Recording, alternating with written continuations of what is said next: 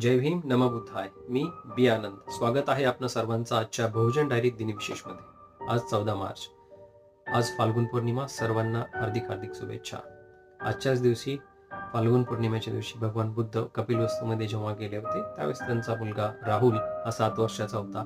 तर त्याला भगवान बुद्धांनी बनते सारीपुत्ताच्या हस्ते प्रवज्जा दिली होती आणि त्याच दिवशी त्यांचा सावत्र भाऊ नंद याला सुद्धा श्रामणे प्रवज्जा दिली होती.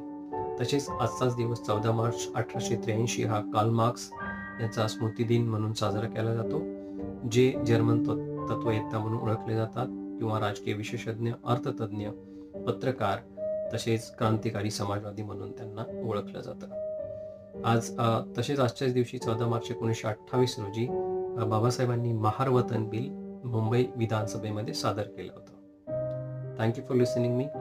जय भीम. Take care.